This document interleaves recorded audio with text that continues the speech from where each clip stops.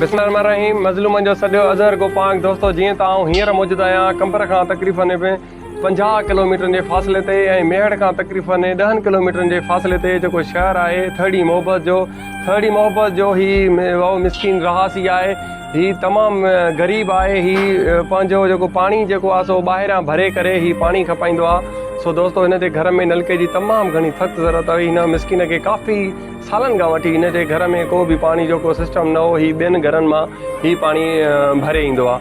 सो अलाह पाक जे नेक बंदे सऊदी अरब मां जिन पैसा मोकिलिया हुया 13,000, जिन मां ही असीं ही नलको हणायो आहे, जेको हुनजो ख़र्चो आयो आहे उहो बि 13,000 रुपया आयो आहे। सो अलाह पाक हुन सऊदी वारे दोस्त जे रोज़ी रिज़्क़ में बरकत विझंदो। अलाह पाक हुनजी पूरी फैमिली जे ख़ैरु फरमाईंदो। दोस्तो कंहिं उञायल खे पाणी पीआरण जो जेको सवाबु आहे उहो सभिनी सवाबनि खां अफ़ज़ल सवाबु आहे। ही दुनिया फ़ानी आहे। अॼु आहियूं सुभाणे न, अॼु ज़मीन जे मथां सुभाणे ज़मीन जे हेठां हूंदासीं। हर शइ फ़ना थियणी आहे, हर शइ ख़ाक थियणी आहे। जेतिरो थी सघे इंसान ज़ात जी ख़िदमत कयो ऐं उन्हनि जे कमु अचो। जी चाचा।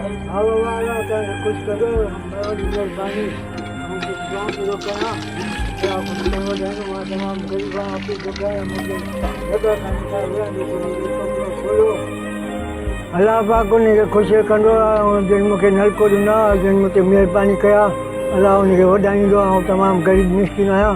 अञा जॻह जी थोरी आहे थोड़, महिरबानी कई आहे मूंखे कुझु मदद करे। अलाह उन्हनि खे वॾाईंदो, अलाह ख़ुशि कंदो। मूंसां इनायत कई आहे, महिरबानी कई आहे। ऐं उनखे थोरो कोन थो रहे सघां, उनखे अलाह सां ख़ुशि कंदो।